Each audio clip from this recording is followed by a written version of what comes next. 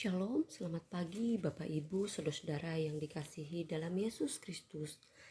Salam sejahtera bagi kita semua. Puji syukur kita boleh berjumpa kembali dalam Renungan Toraja edisi Sabtu 25 Februari 2023. Pembacaan Alkitab hari ini terambil dari Mazmur 51 ayat 9 sampai ayat yang ke-15.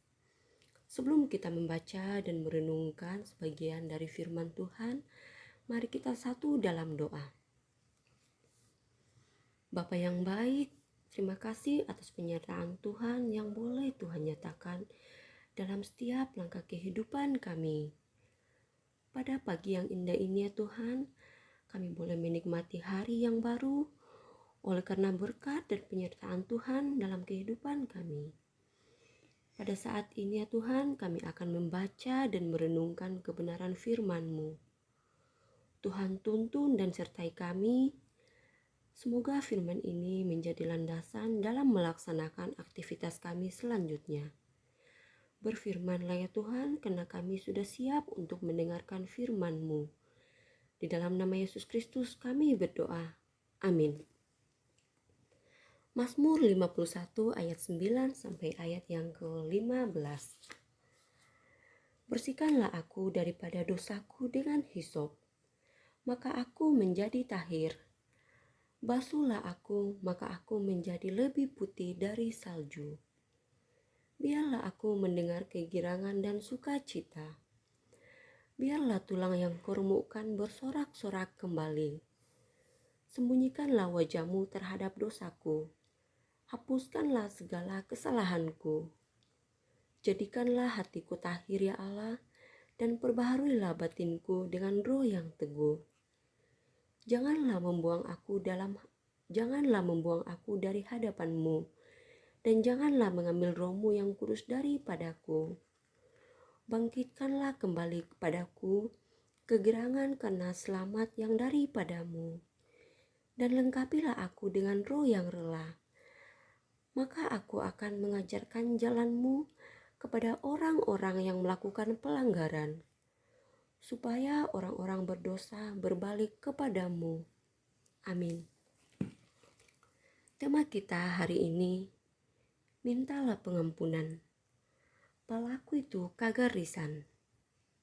Saudara-saudara, setiap luka karena dosa akan selalu meninggalkan bekas, bagaikan tancapan paku pada dinding.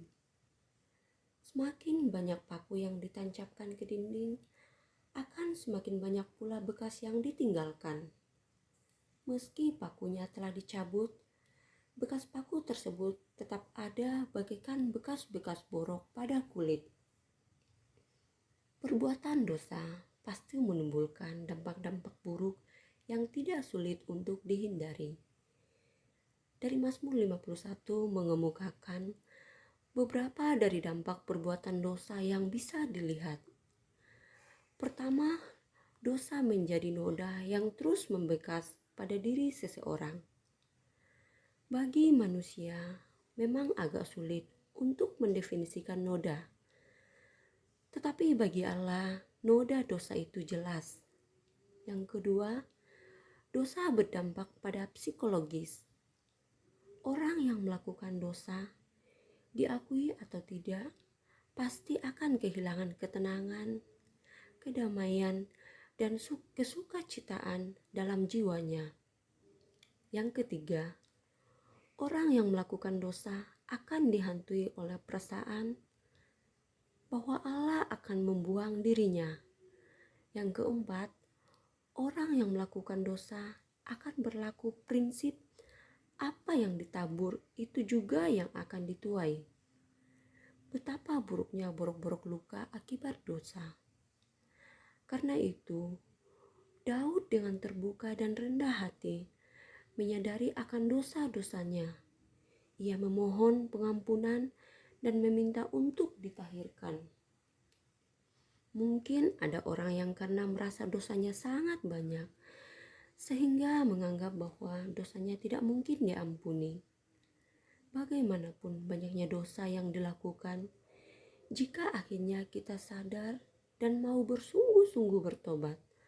Maka Allah yang hakikatnya adalah kasih dan penuh belas kasihan dan akan mengampuni kita. Sebab di dalam Dia dan oleh darahnya kita beroleh penebusan, yaitu pengampunan dosa menurut kekayaan kasih karunia-Nya. Amin. Mari kita satu dalam doa. Tuhan Allah Bapa yang berada dalam kerajaan surga, kami mengucap syukur atas kasih penyertaan Tuhan yang boleh kami rasakan dalam kehidupan kami. Pada pagi yang indah ini, kami sudah membaca dan mendengarkan firman-Mu. Biarlah firman-Mu ini dapat tertanam baik di setiap hati kami dan dapat menguatkan kami dalam menjalani kehidupan kami sehari-hari. Tuhan, bimbing kami terus dengan firman-Mu, supaya kami selalu mengucap syukur dalam segala hal. Tuhan Yesus, kami berdoa buat jemaat-Mu yang berbahagia atas pertambahan usia mereka. Tuhan, tuntun dan sertai dalam setiap langkah kehidupan mereka. Kami juga berdoa buat jemaat-Mu yang saat ini dalam kelemahan tubuh. Tuhan, berikan kesembuhan bagi mereka, berkati segala pengobatan yang mereka lakukan. Biarlah mereka mendapatkan kesembuhan dan juga pengobatan daripada-Mu ya Tuhan. Tuhan, kiranya memberkati mereka yang mendapatkan kesembuhan ini. Kami juga berdoa buat yang berduka, Tuhan kiranya menolong dan menghibur mereka. Kami juga berdoa buat orang tua kami yang dalam menjalani masa tua mereka. Tuhan terus yang akan memberkati mereka sehingga mereka tetap selalu diberikan kesehatan. Kami juga berdoa buat saudara-saudara kami yang saat ini mencari pekerjaan. Tuhan yang akan tujukan. Semoga mereka mendapatkan pekerjaan dengan baik. Kami juga berdoa bagi anak-anak kami, saudara-saudara kami yang sementara dalam menuntut ilmu. Tuhan berkati mereka, semoga dapat mendapat hasil yang baik. Berkati setiap aktivitas kami pada hari ini ya Tuhan. Biarlah kami melaksanakannya dengan seturut dengan kehendak-Mu. Inilah doa dan ucapan syukur kami ya Tuhan, yang kami alaskan hanya di dalam nama Tuhan Yesus Kristus. Kami berdoa, haleluya, amin. Demikianlah renungan harian pada pagi hari ini. Selamat beraktivitas. Tuhan Yesus memberkati.